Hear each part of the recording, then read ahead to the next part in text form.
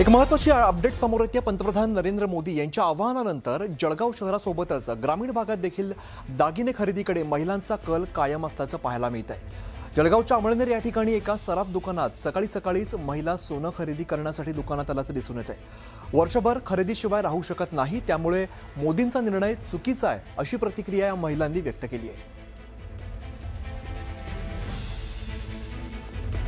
नागरिकांना व महिलांना विशेषतः 1 वर्षासाठी सोन्याची खरेदी करू नका असे आवाहन पंतप्रधान नरेंद्र मोदी यांनी 3 दिवस आधी केलं।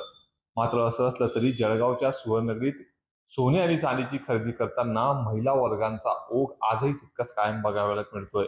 या शहरामध्ये देखील ग्रामीण भागात देखील महिलांची मोठ्या प्रमाणात गर्दी आणि लग्न सराईच्या या सीझन मध्ये पाहावयास मिळत आहे। यासाठी बोलण्यासाठी ग्रामीण भागातील म्हणजे अंमळनेर शहरातील काही महिला वर्ग आहेत। ताई, काय सांगाल? मोदीजींनी एक आवाहन केलंय की 1 वर्षासाठी सोन्याची खरेदी करू नका, आणि आज तुम्ही सोनं खरेदी करताना सकाळच्या सुमारास या ठिकाणी दिसताय, कसं बघताय या आव्हानाकडे? तसं तर सांगितलंय मोदीजींनी की सोनं नाही खरेदी करायचं, पण वर्षभर नाही राहू शकत सोनं खरेदी। वेळ प्रसंगाला सोनं खरेदीच करावं लागते, सोन्याशिवाय राहू शकत नाही। हां, फार तर आपण जुनं सोन्याचा पण वापर करू शकतो, त्याला पॉलिश वगैरे करून किंवा हे करून। पण स्त्रीचा हा दागिना असतो, वर्षभर तरी स्त्री राहू शकत नाही। आणि देशाचा विचार केला तर देशांच्या विचारासाठी मोदीजींनी जो निर्णय घेतला तो योग्यच आहे। कारण की आपण आपला विचार स्वतःचा तर करतोच, पण देशाचा विचार करायलाच पाहिजे।